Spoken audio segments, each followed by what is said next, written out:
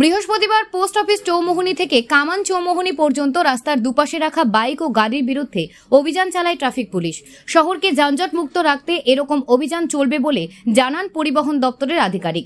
উল্লেখ্য, রাস্তার দুপাশে যানবাহন ও দুই চক্র যান রাখার ওপর নিষেধাজ্ঞা জারি করা সত্ত্বেও মানুষজন আইন কানুনের তোয়াক্কা না করে বিশেষ করে যান রেখে যানজট তৈরি করে চলেছেন।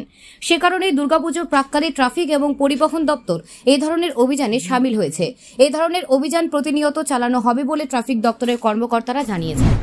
আজকে হচ্ছে যারা আনঅথরাইজ যে একটা পার্কিং হইতেছে সেই পার্কিং এ আমরা এসপি ট্রাফিকের তরফ এবং ট্রান্সপোর্ট এবং এমসি তিন পক্ষ আমরা যৌথভাবে পূজার আগে যাতে এই রাস্তাটা ক্লিয়ার থাকে, আনঅথরাইজ যাতে পার্কিং যারা আছে তাদেরকে আমরা অনেকবার আমরা অ্যাওয়ারনেস করছি। এখন আমরা এটার পদক্ষেপ নিতেছি যাতে এই জনসাধারণের সুবিধা হয়, পূজাতে যাতে তাদের কোনো ধরনের অসুবিধা সৃষ্টি না হয় এবং প্রপার প্লেসে যাতে বাইকগুলো রাখে বা গাড়িগুলো রাখে। প্রত্যেকদিন হইব এই এটা আমার কন্টিনিউ প্রসেস, আমরা এখন কন্টিনিউ এটা করতে থাকি এবং রাস্তাতে যাতে যানজট এড়ানোর জন্য এবং যাত্রী সাধারণ যাতে ভালোভাবে রাস্তাতে চলাফেরা করতে পারে এবং দুর্ঘটনার থেকে যাতে আমরা রক্ষা পেতে পারি, এটাই হলো মুখ্য উদ্দেশ্য।